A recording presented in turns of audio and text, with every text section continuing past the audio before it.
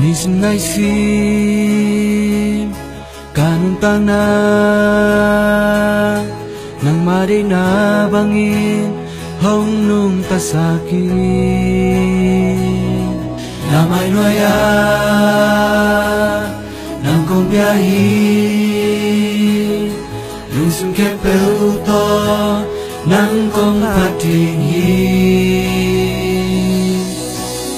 Nung kong pinaatsakin kong kilang sakit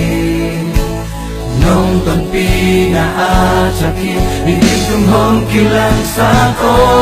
Nang mabe kong lungguhin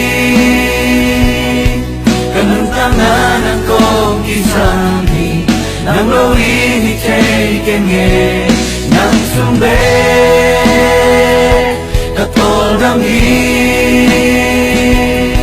Terumdek-dek kecil namun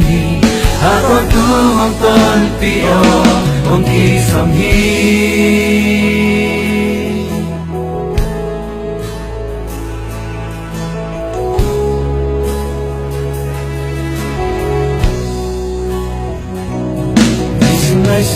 Naising kantangan Nang maling nabangin Kung nung nasakit Na malayay Nang kong biyahin Nang kepeuto Nang kong patingin Nung kong pinaatsakin Kung ilang sakit Nung kong pinaatsakin Bikin tuhong kilang sako Nang mabe kong lungguhin Kantanan ang kong kisami Nang login ichay-kenge Nang sube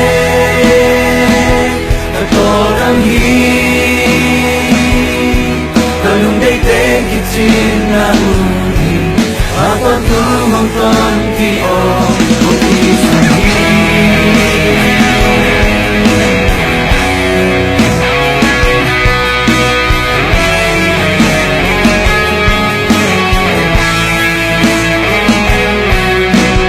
Nang kong pinaatsakin Kong kilang sakit